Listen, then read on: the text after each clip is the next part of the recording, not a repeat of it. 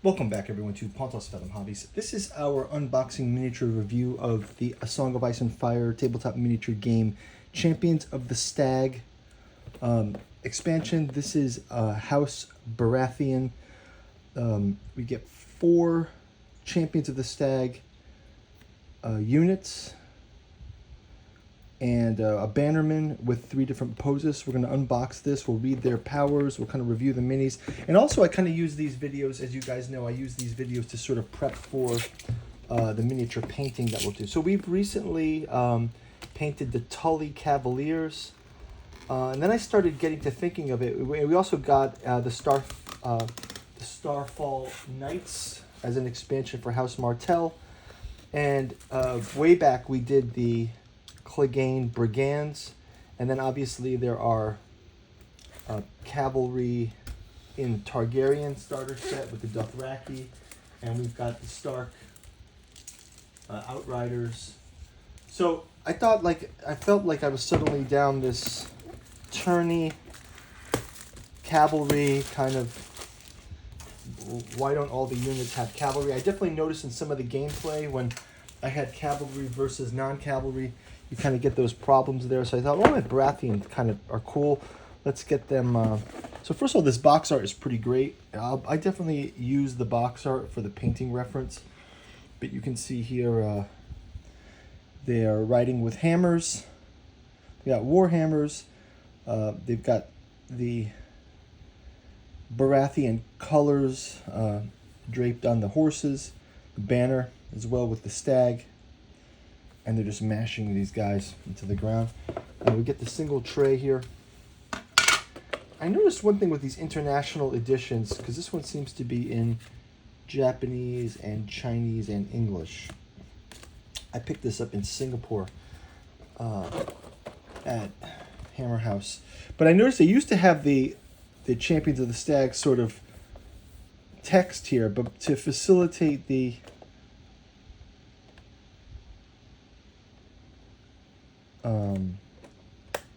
to simplify the to include all the languages, they have that they've removed this text. So let's kind of read this here. It says, Champions of the Stag.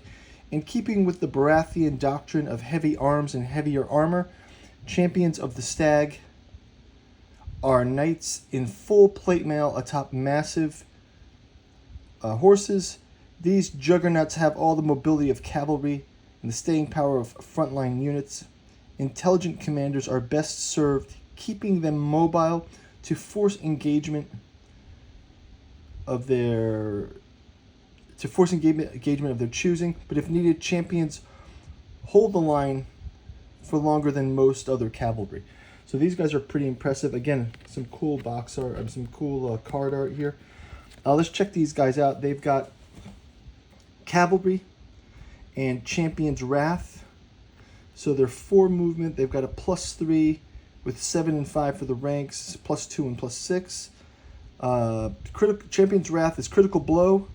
Enemies successfully charged become weakened, and cavalry.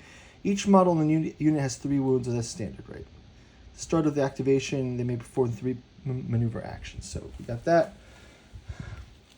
Let's dig into these miniatures. Yeah, if you guys want to go check out our Clegane Brigands, I think we painted those when we did the. I think I did it at the same time as I did Lannister, so you can go check those out. And we also did the Tully Cavaliers, if you want to go check these out. So let's look at this first mini. Yeah, first of all, this is really cool. Again, these are reminding me of the Tully Cavalier sculpts, at least, because see these thick lines here. It's very easy to paint this for a non-detail oriented painter like me. They've got the good raised. I had trouble painting these raised shields. I mean, dry brushing it, just I don't have the detail, but I'm working on it. So yeah, these are cool. These will all be the yellow. Got the Warhammer here, and we actually have got, it looks like some small stag horns on those helmets. I like how the horse of the face is fully covered. It's kind of cool. Makes them more colorful, kind of like the way those Tullys were. This fur will be cool to do as well. It's kind of a great mini. Let's see if that one makes the thumbnail. Next up, let's check out that Bannerman. So for the Bannerman, whoa, that's pretty great. Look at that. Zoom him out a bit.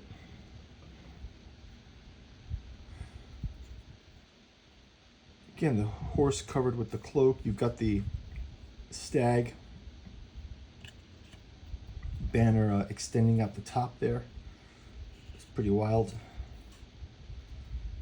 Again, that cloak is a similar cloak there. Let's see if we can see some super details on this. Wow. The chainmail, look at that. It's great. Some right here. The cloak underneath is smooth, it's just like a fur would be. And then the banner. Let's see if this makes the thumbnail. It's kind of a cool thumbnail too. Okay, next up. Except this guy's got the hammer. So this first one had the hammer kind of down, and now we've got this one with the hammer sort of in a riding position, I'd say, or maybe a ready to strike position. Right, so he's got it cocked and loaded, ready to swing that downward. It's kind of cool. Just checking out this armor too. You can see the full plate. The details of the plate are nice. The chest plate here is exposed too, so it's the cloak is behind it, but then there is this cloak kind of here. It'd be interesting. And it's a full plate helmet, so no flesh tones on these. Just gonna give this guy a chance for a thumbnail as well. Make it like that. It's pretty cool as well. Okay, and our fourth mini, our last champion. Now this one, he's got it kind of a backhand stance. There, we can zoom in there, see that. It's pretty good. Again, the mail on the horse, fully covered horse, heavy horses, similar cloak. Yeah, these are going to be great to paint. If you guys like these painting videos, you can go check out our links down below. Go to the channel. Probably the easiest way is you can either go to our website, pontusfathom.com, go to the hobbies tab, and I've got all the videos there, so it's easy to look at the thumbnails and kind of just do a page search. But you could also go ahead and do the. You can also go ahead and just go to the YouTube page and check the channel and search there. Search for miniature painting. I think there's a Song of Ice and Fire miniature playlist if you want to go check that out. So yeah, so let's I'll take you guys out with the full tray. But first, this channel is sponsored by the books from Pontus Fathom Press that we create. We get a sister channel called Pontus Fathom Press, and it helps us to support our hobbies channel.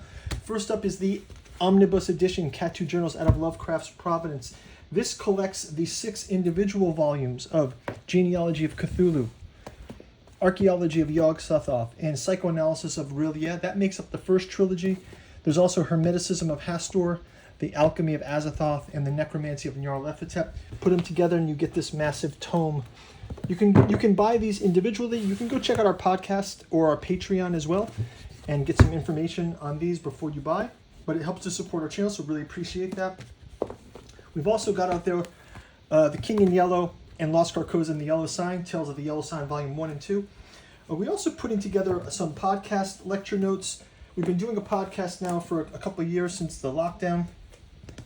We've got topics on Lovecraft, Frank Herbert, Philip K. Dick, pulps like Conan, Solomon Kane, John Carter of Mars, even anime like Evangelion and Bleach, Song of Ice and Fire, Tolkien, and our esoteric dragon mysteries, decoding the dragon symbol in myth and occult traditions. Finally, the Dune Saga, Frank Herbert's Dune, super popular with the release of Dune 2. This is William Mitchell's Alchemy and Anthroposophy in the Dune saga, getting behind what makes Dune such an interest with people.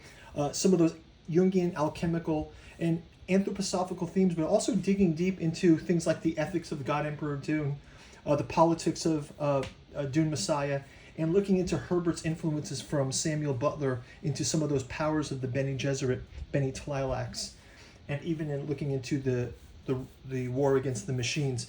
Finally, we've got Artificial Psychology of Desiring Machines, August Moldenhauer, William Mitchell, digging deep into the rise of machine intelligence and looking at that balance between machinic desire and also the automation of humanity. So really something compelling for these days. Go check it out. Helps us support the channel. You can also check out our Patreon. And as usual, like and subscribe. Thank you guys for watching.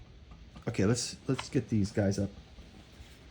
Seeing how this tray will look. Yeah, that's pretty cool. It's gonna look great on the board. I also picked up some of these grass tufts.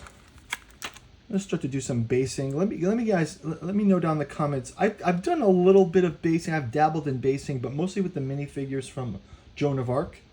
But I see some great basing done for Song of Ice and Fire. I've got such a backlog of stuff to do, so I do want to do a basing video, but I think that these cavalry would be a great example of doing some cool bases for these. So let me know down in the comments if you guys have these, if you want to paint them. Who should I pit these against too? You can leave a comment below. Once we get these painted up, I want to get them on the tabletop. So let me know who you want them to fight against. As always, like and subscribe. Leave your comments below. Let me know what you think about the minis. Let me know who you want to see them fighting against. And as always, go check out our Patreon. It can help us to support the channel. We're not really sponsored by anybody, and we're doing Tainted Grail this season. We're making our way through the Fall of Avalon, and then we'll be hitting up Age of Legends last night.